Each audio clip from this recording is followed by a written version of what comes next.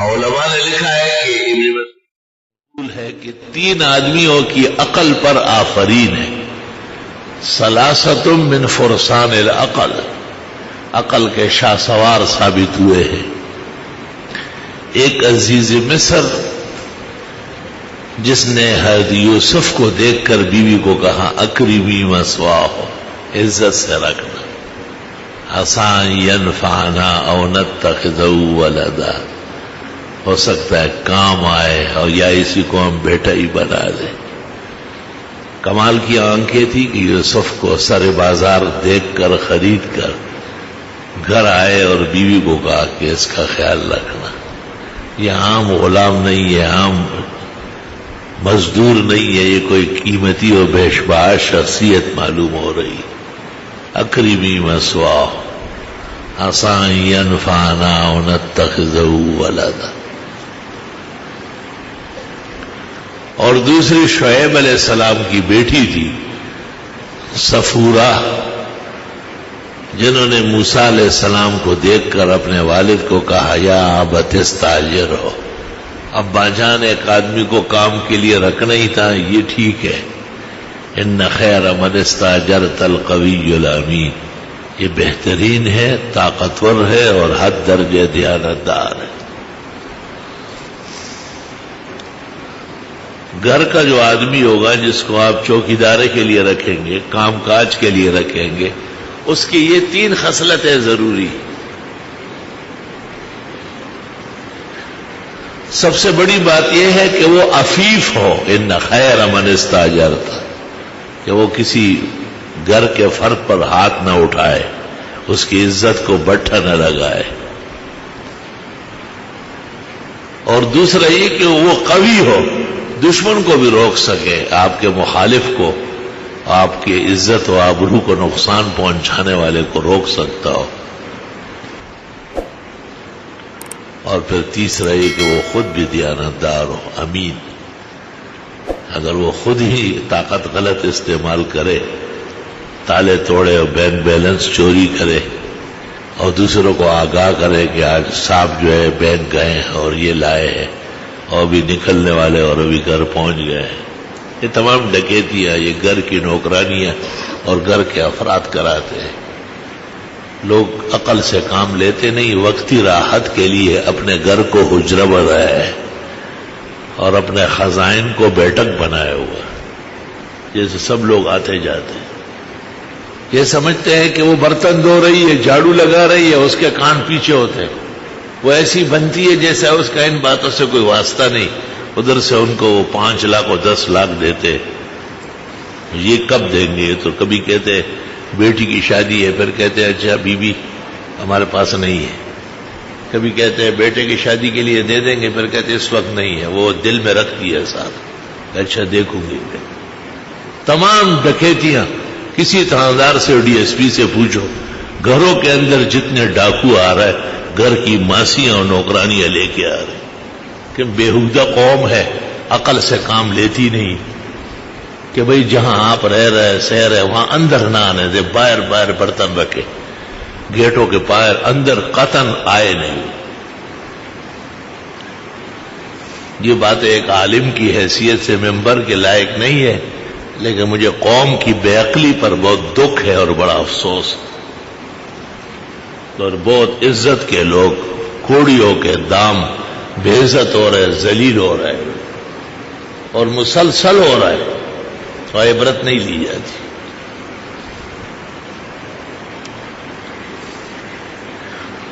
اصل بات یہ ہے کہ لوگوں کے مال میں خدا کا بڑا حق ہے، لوگوں کی کمائی میں دین کا اور دین والوں کا حق ہے.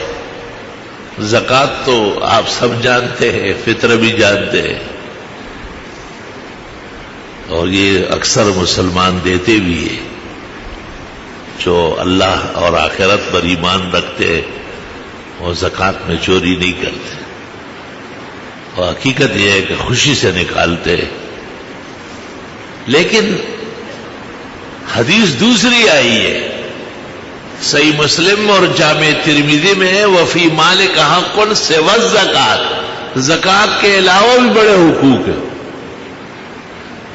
جس پیغمبر پر زکوٰۃ کی آیات نازل ہوئی اور جس رسول مرسل نے اور نبی مکرم نے زکوٰۃ کی تفصیلات اور شرح فرمائی، وہی پیغمبر فرماتے ہیں کہ زکوٰۃ کے علاوہ بھی حقوق ہے،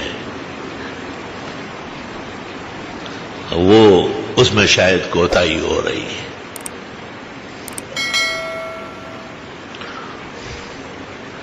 یہ ایک قاعدہ ہے کہ جتنے اعمال ہیں یہ جمع ہو رہا ہے، اور یہ ہم سمجھتے ہیں کہ غائب ہو گئے، وہ پردے کے پیچھے جا کے دوسری طرف سے آ رہا ہے۔ اس لیے حدیث شریف میں ہے، اگر کسی نے اندھیری رات میں پتھر کے نیچے کوئی گناہ کر لیا جو کسی کو پتہ نہ ہو سوائے اس کے، اللہ ایک نہ ایک دن اس کو دن دہاڑے پتھر کے اوپر لے آئے گا، سب دنیا دیکھ لے، نہیں چھپے گا، وہ چھپ سکتا نہیں، نظام اللہ نے ایسا بنایا۔ ہم اور آپ سمجھتے ہیں کہ بھائی یہ ختم ہو گیا، حق تعالیٰ فرماتے ہیں تم بھول چکے ہو، میں بھولنے والا نہیں ہوں، میرے ملائک موجود ہے، میرے حفظہ موجود ہے، میرے معقبات موجود ہے، وہ سب کے سب ایک گن کر تمہارے ساتھ حساب کرے۔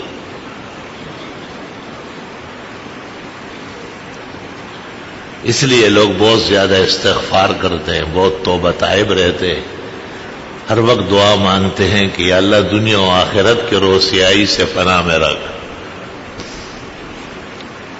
دنیا و آخرت کی بربادی سے اور تباہی سے بچا۔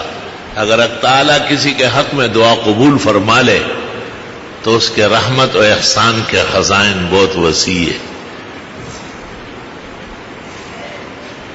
لیکن فکر مند ہونا چاہیے، اور یہ کبھی بھی کوئی نہ سوچے کہ میں نے ظلم کیا، مظلوم کچھ نہ کہہ سکا، اور میں نے کسی کا حق دبایا اور وہ مجھ سے لے نہیں سکتا، اور میں نے کسی کو رلایا اور وہ اپنے آنسو خود پہنچ گیا، اور میں نے کسی کو دکھ میں دیکھا اور میں نے مداوا نہیں کیا۔ یہ سب کام آپ کے ساتھ حساب ہو، یہ سب کا حساب دینا پڑے گا، اور یہ پردے کے پیچھے ہو جاتے ہیں، جس کو ہم غیبوبت کہتے ہیں، اور پھر وہ دوسرے رنگ میں آتے ہیں، کبھی اولاد کی نافرمانی اور حادثات، کبھی مال کی تباہیاں اور لوٹ مار، کبھی جائیداد اور عزت کے خطرات۔ کون سا خطرہ ہے جو آج معاشرے میں نہیں؟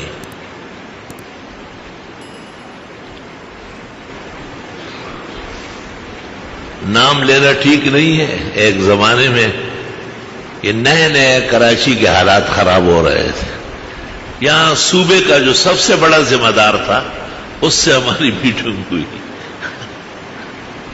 اس میٹنگ میں اس نے یہ بڑی زبردست بات کہی جو بہت ہی ڈائری میں لکھنے والی ہے۔ اس نے کہا میں بھی راستہ بدل کے آتا جاتا ہوں، اور کبھی کبھی اپنے سرکاری بہت بڑا انتہائی اونچا عہدہ تھا، اس گاڑی کو چھوڑ کر ٹیکسی میں چلے جاتا ہوں۔ میں نے کہا آپ بہت اچھی حفاظت ہماری کر لیں۔ وہ ہماری بات کی تصدیق کر رہا تھا کہ ماحول زیادہ خراب ہے اور امن بالکل مفقود ہے، اور ہر طرف تباہی اور بغاوت مچی ہوئی ہے، لیکن ہمیں اس بات کا دکھ ہوا کہ اس کے پاس تمام ایجنسیاں ہیں، سب مسلح افراد موجود ہیں، اور یہ اس پورے صوبے کا ذمہ دار بنایا گیا، اور اس کا یہ حال ہے، تو یہ دوسروں کو کیا حفاظت دے گا؟ یہ اللہ دکھاتا ہے ہمیں کہ محافظت صرف اللہ کے پاس ہے۔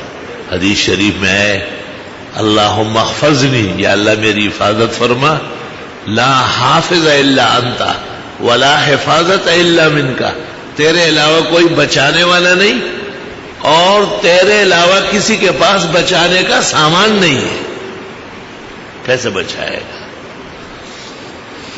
استغفر اللہ استغفر اللہ۔ اور صرف وہ تو نہیں کہ ماحول میں تکلیفی کیفیت ہے، آلودگی ہے، اور بغاوت اور سرکشی کے رنگ میں قتل و غارت، لوٹ مار ہے، بیماریاں بھی تو بہت زیادہ ہیں، تکلیفیں بھی تو ہے، عجیب عجیب بیماری۔ اچھا بھلا انسان سامنے آ جائے گا، دعائیں کرائے گا، اور اس کے بعد کہے گا کہ جی مجھے ایسی ایک لا علاج بیماری ہے اور ڈاکٹر نے مجھے 1.5 یا 2 سال دیے، آدمی دنگ رہ جاتا ہے کہ یا خدایا یہ کس تکلیف میں آپ اپنے بندوں کو ڈال رہا ہے۔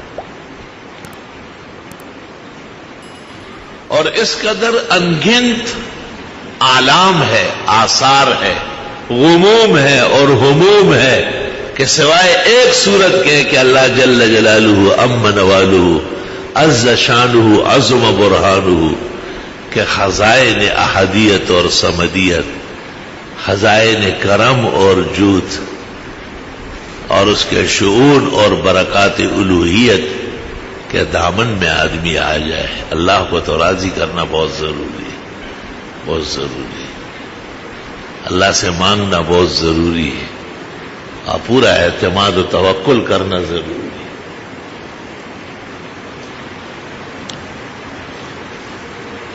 وہ کہتے ہیں نا کہ حضرت موسیٰ علیہ السلام جب مبعوث ہوئے تو آپ کے زمانے میں وہ مشہور حکیم موجود تھا جو بہت زیادہ عقل مند مانا جاتا تھا، افلاطون۔ وہ اس نے کہا کوئی آدمی آیا ہے بنی اسرائیل میں اور وہ نبوت کا دعویٰ کرتا ہے۔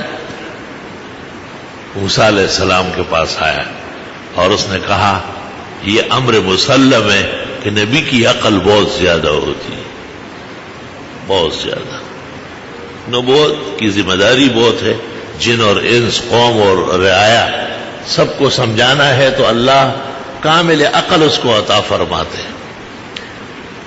متکلمین کہتے ہیں کہ ہر نبی کے 7 صفات کمال کے ہیں، کامل العلم، کامل العقل، کامل الحیا، حیا بہت زیادہ ہوتی ہے۔ اللہ اکبر، بڑے منصب کے ساتھ حیادار رہنا۔ رسول اللہ صلی اللہ علیہ وسلم کسی کا رد کرتے تو ایک فرد کا نام نہیں لیتے، ما لہؤلاء القوم، لوگوں کو کیا ہوا ہے، کیا کر رہا ہے، اس کا مرتکب ایک فرد ہے، لیکن آپ اس انداز سے بیان فرماتے کہ وہ ایک نشانہ نہ بنے اور لوگ بھی اس سے پرہیز کر لیں۔ اور بخاری میں آپ کے متعلق ہے آپ ایسے باحیات ہیں جیسے کوہری، کل عذرا غیر شادی شدہ لڑکی، وہ بڑی باحیا ہوتی ہے، وہ بول چال میں، دیکھنے میں، اٹھنے بیٹھنے میں۔ جب زمانہ حیا کا تھا اور دور حیا کا تھا تو ماں باپ اس کے سامنے لڑکوں کی باتیں نہیں کرتے تھے کہ ہماری بچی کی شادی نہیں ہوئی، پرائے لڑکوں کی طرف ذہن نہ جائے۔ اب تو اتنے حیادار ماں باپ ہو گئے، چھوٹی چھوٹی بچیوں کو کہتے ماشاء اللہ دلہن ہے، انا للہ و انا الیہ راجعون۔ اس کو پتہ ہی نہیں باپ کو، وہ صرف باپ کہلاتا ہے، آگے یہ بلوں کی بچے ہو رہے ہیں تو یہ کوئی باپ ہے کیا؟ آدمی اپنے آئینے سینے میں دیکھے کہ مجھ میں باپ کی خصلت ہے، وہ وقار، وہ تدبر، وہ عفت، وہ پاک دامنی، وہ اولاد کے بارے میں احتیاط، خوش رنگی، یہ ماں باپ کا خاص پہچان ہوتا تھا۔ اب وہ بھی ڈانس دیکھ رہے ہیں اور یہ بھی ڈانسروں کو پہچان رہے ہیں۔ اور چمکی نہ تھی حمیدہ جب انگلش سے تھی بیگانہ، اب شمع انجمن ہے اور کبھی تھی چراغ خانہ۔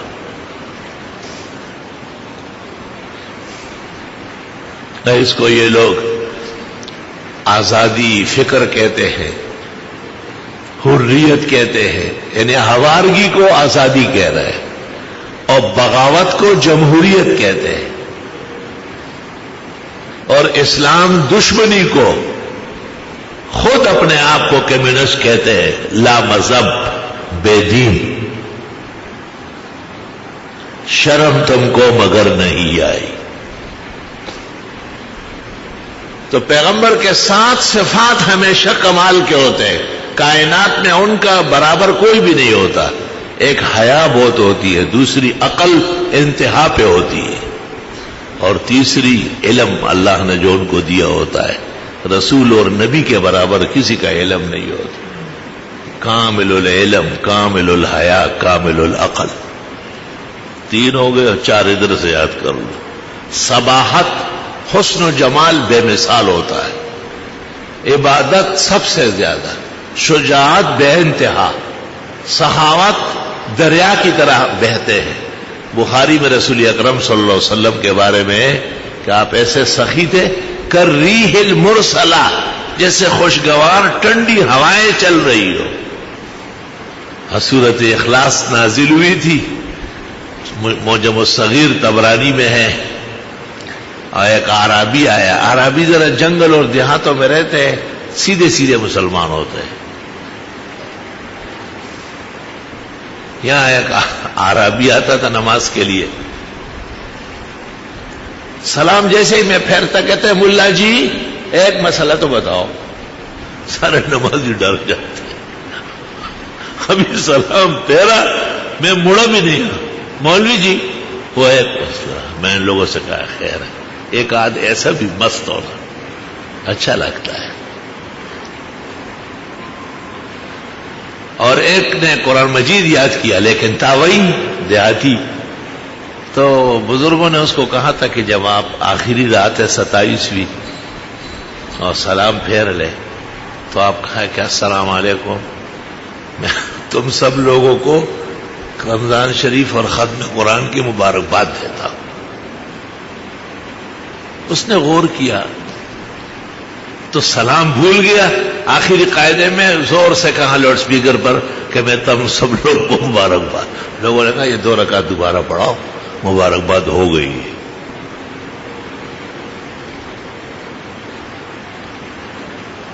تو اعراب کہلاتے ہیں. اعراب الذین یسکنون فی البادیہ، جو جنگلوں میں دشتوں میں رہتے ہیں. ان میں آداب بظاہر نہیں ہوتے، دل میں ہوتے ہیں لیکن بول چال میں نہیں ہوتے. یہاں ایک آیا، مجھے کہا میں آپ سے دورہ تفسیر کروں گا پوری پابندی سے، مگر نہ آپ میرے استاذ بنیں گے اور نہ میں شاگرد بنوں گا. میں نے کہا ٹھیک ہے، میں استاذ بنوں تو مجھے کیا دے گا؟ خوار پڑک بچیا. اور تو شاگرد بنے تو کیا کچھ بڑھ جائے گا؟ اللہ نے ہزاروں نے لاکھوں عطا فرمائے. تو لوگ مجھے کہتے ہیں آپ نے اس کو کیوں اجازت دی؟ میں نے کہا اس لیے کہ قرآن کے لیے آئے. مقصد قرآن ہے، مقصد میں نہیں ہوں. استاذی اور شاگردی وہ سمجھتا نہیں، اس کے لیے ماننا ضروری نہیں ہے. جو بیٹھ گیا اس کو فائدہ ہوا وہ بہترین شاگرد ہے. تو ایک اعرابی آیا جناب رسول اللہ صلی اللہ علیہ وسلم کی خدمت میں اور آپ سے کہا سنائے اللہ تعالیٰ آپ کو خبریں دیتا ہے. وہ الفاظ اس کے اس طرح ہے کہ سنائے کہ آپ کا رب آپ کو کوئی گیت سناتا ہے. الفاظ دیکھو تو مشکل الفاظ. آپ نے کہا ہاں میرا رب مجھے وحی فرماتے ہیں. اس نے کہا کوئی وحی، پھر وہی اپنے الفاظ کہے کہ آپ وہ گیت جو خدا نے تمہیں سنائی وہ ہمیں بھی سناؤ. آپ نے کہا ابھی ابھی سورۃ اخلاص نازل ہوئی اور آپ نے بڑے شان سے اعوذ باللہ من الشیطان الرجیم بسم اللہ الرحمن الرحیم قل هو اللہ احد اللہ الصمد لم یلد ولم یولد ولم یکن له کفوا احد. جب تلاوت پوری کی سورت کی وہ کھڑا ہو گیا. اس نے کہا نعم الالہ الہنا، واہ خدا زندہ باد، یقبل الیسیر ویعطی الجزیل، تھوڑا سا لے کے بہت کچھ دیتا ہے. اس سورت سے تو یہ پتہ چلا. آپ بے انتہا خوش ہوئے، چہرہ انور تبسم سے بھر گیا. اور صحابہ سے پوچھا ابھی ابھی آیا ہے جنگل سے، اور سورت اخلاص سننے کے بعد کیسا زبردست سمجھ گیا، اس کے وہ اس تفسیر کو پہنچ گیا جس کو امام رازی بھی 66 سال بعد پہنچا ہے۔ علماء کہتے ہیں اس نے کہا عجیب رب ہے تیرا، اس پر آفرین ہو، نعم الالہ الہنا، اتنا تھوڑا سا لیتا ہے اور بہت کچھ عطا فرماتے ہیں۔ عبد الرحمن ابن عوف قریب بیٹھے تھے، عشرہ مبشرہ کے فرد فرید اجل اصحاب میں سے، حضرت کے قریب ہوا کہ حضرت میرے پاس اونٹنی ہے بالکل تیار، 10 یا 12 دن میں بچے دے دے گی اور خوب دودھیا ہے، نسل در نسل دودھیا آئی ہے، میں پیش کرنا چاہتا ہوں۔ آپ نے فرمایا ضرور، کیونکہ آپ کے میرے پاس آنے سے پہلے جبریل آیا اور مجھے خبر دی ہے کہ عبد الرحمن ابن عوف کے لیے جنت میں 87,000 جنتی اونٹنیاں سجائی جا رہی ہے، دھلائی جا رہی ہے، زین ڈالے جا رہے، خوبصورت کی جا رہی ہے، کیونکہ وہ اعرابی کو ایک اونٹنی دے رہا ہے۔ آپ سے پہلے جبریل آیا اور اس نے مجھے خبر دی ہے، اللہم صلی وسلم علیہ۔ وہ عبد الرحمن ابن عوف اونٹنی لے آیا اور آپ نے یہ مبارک ارشاد سنایا کہ اللہ کے حکم پر جبریل آیا اور اس نے کہا عبد الرحمن ابن عوف کے لیے جنتوں میں 87,000 اونٹنیاں سجائی جا رہی ہے، کیونکہ اس نے اس اعرابی کو ایک اونٹنی دی ہے، اس کا صلہ 27,000 جنتی اونٹنیوں کی شکل میں ملے گا۔ تو جتنے صحابہ کو پتہ چل رہا ہے سب اپنے اپنے گھر سے ایک ایک اونٹ پکڑ کے لا رہے، اور اس کو کہتے ہیں یہ بھی لے چل، یہ بھی لے چل۔ اب 1,000 اونٹوں کا قطار بن کے جا رہا ہے۔ اس نے کیا کہا تھا سورہ اخلاص سن کر؟ وہاں خدا زندہ باد، تیری شان نرالی، تیری عظمت مسلم، تیری الوہیت اور ہیبت و جلال سر آنکھوں پر، تو تھوڑا لے کے کتنا دیتا ہے، دیکھو کتنے دے دیا ہے۔ اور جس نے ایک اونٹنی دی اس کو جنت میں 87,000 جنتی اونٹنیاں، یہ تو مر جائے گی، بڈھی ہو جائے گی، نہیں رہے گی، لیکن جنت کا ساز و سامان خالدین فیہا، وہ تو ہمیشہ کے لیے رہے گا۔ مولانا روم خوب فرماتے ہیں، نیم جان بستان دو صد جاد حد، نیم جان بستان دو صد جاد حد، ذرا سی چیز دے دی اور سینکڑوں لے لی، آنچ در وحمت نیاید آد حد، اور وہ کچھ اللہ نے عطا فرمایا جو کسی کے خیال اور وہم میں بھی نہیں آ سکتا۔ جناب رسول اللہ صلی اللہ علیہ وسلم اور تمام انبیاء اور مرسلین کامل الحیا، کامل العقل، کامل العلم، پھر 4 صفات، صباحت، حسن و جمال، عبادت بے انتہا، سخاوت مثالی، شجاعت، ضرب المثل۔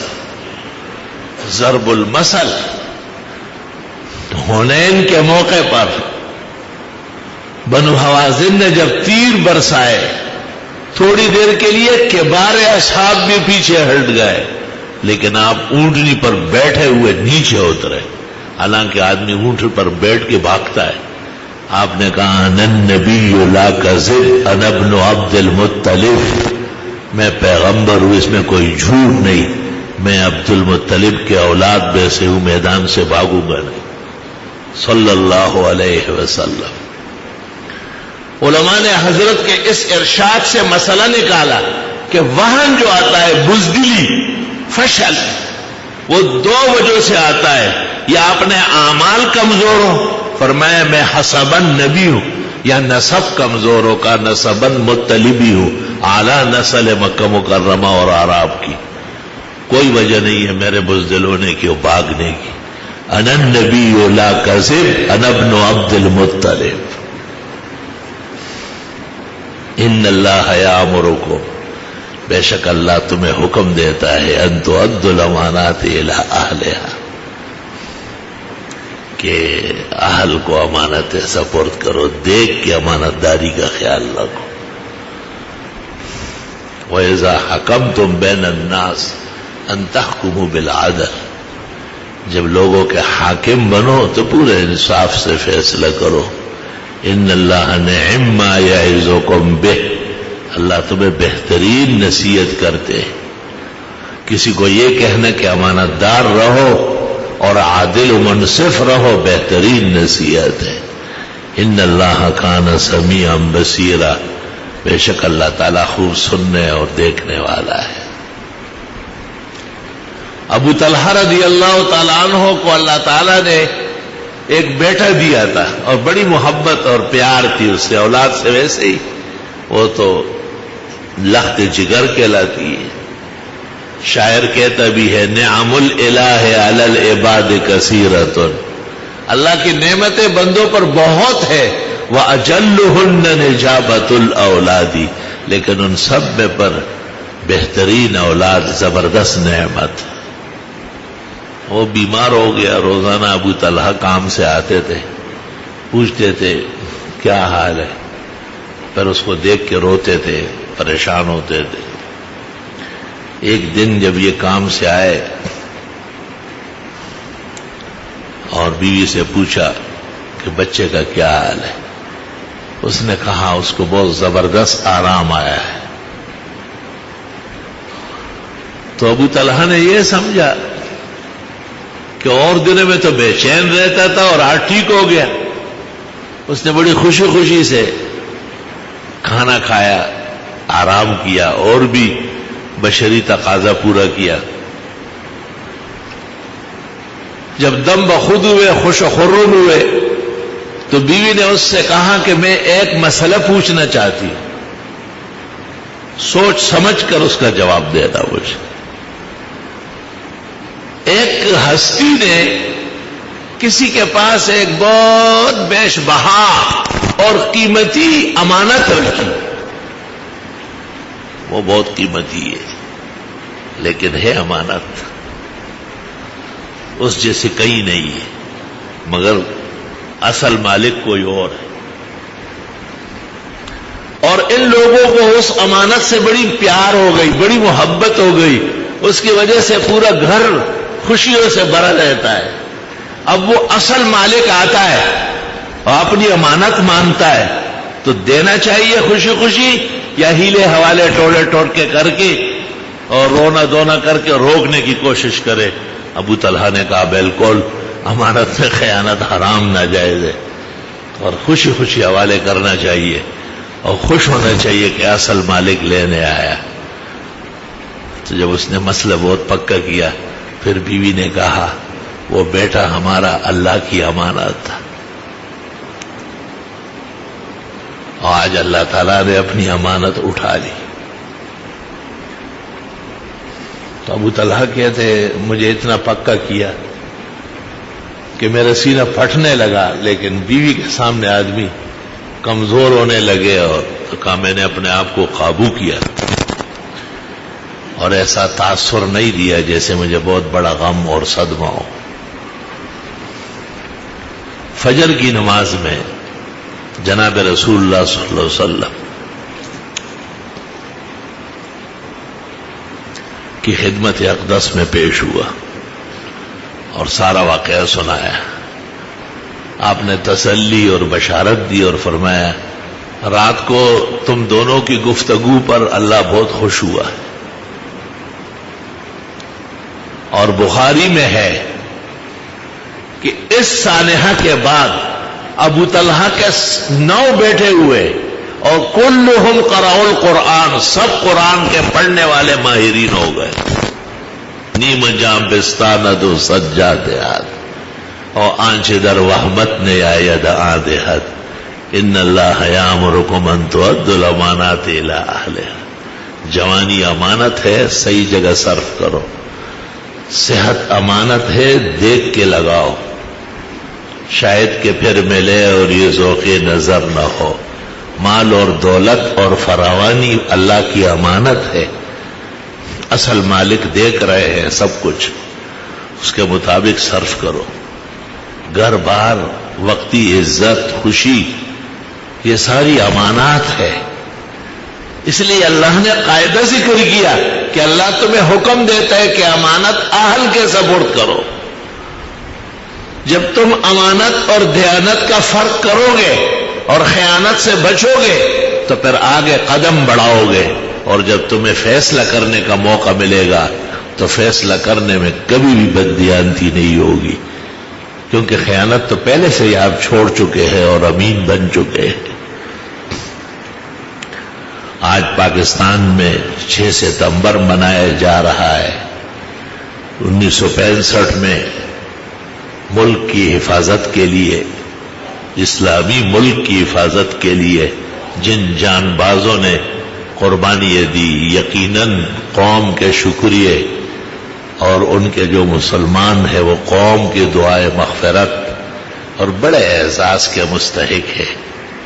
اور یقیناً اللہ اکبر کے نعرے سے جو فوج آگے بڑھتی ہے، اسلامی جذبے سے سرشار ہو کے جو آگے بڑھتی ہے، ان کے سینوں میں شجاعت کی ایک امانت ہے۔ اس وجہ سے ہندوستان کو تاریخی شکست ہوئی تھی،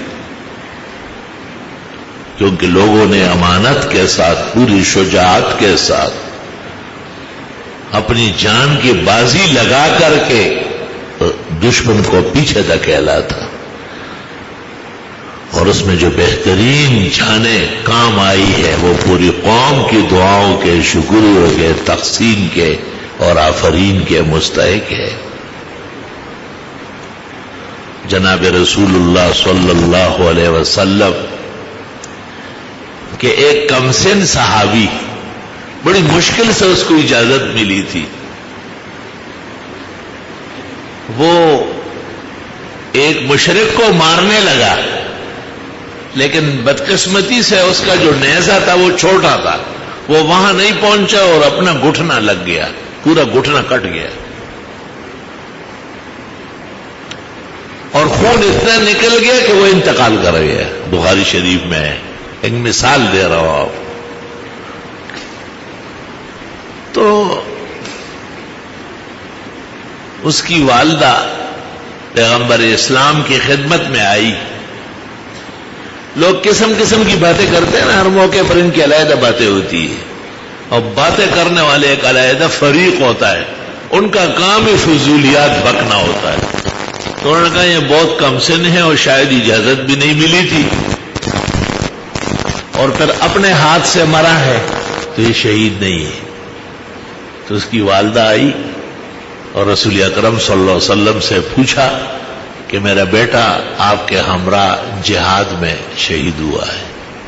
کچھ لوگوں سے میں نے یہ باتیں سنی، میں تو اس لیے خاموش رہی، صبر کر گئی، حوصلہ اختیار کر لیا کہ اللہ نے میرے بیٹے کو جنت دی۔ اگر ایسی بات نہیں ہے تو آپ دیکھیں گے کہ میں پورے مدینے کو تس نس کر دوں گی، یعنی ایسا روؤں گی اور ماتم کروں گی۔ جناب رسول اللہ صلی اللہ علیہ وسلم کو کمال عقل اور حوصلہ اللہ نے دیا ہے۔ آپ نے کہا کمکل عورت، ایک جنت، انہو لفی فرادیس الجنان، جنت الفردوس کے جو وہ اعلیٰ مقامات ہیں ان میں آپ کا بیٹا ہے، انہو لفی الفرادیس من الجنان۔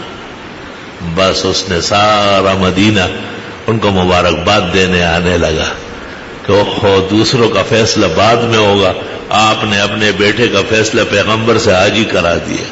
حق تعالی شانہ پورے اسلام کو پورے عالم میں عزت اور افتخار عطا فرمائے، اسلامی ملکوں کی اور شاعری کی حفاظت فرمائے۔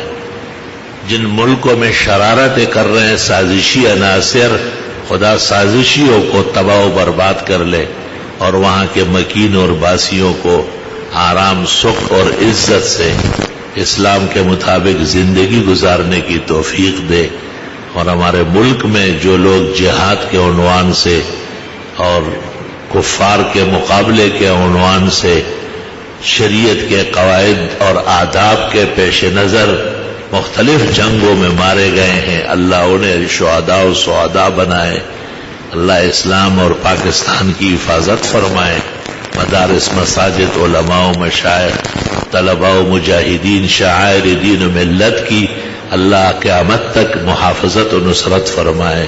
وصلی اللہ تعالی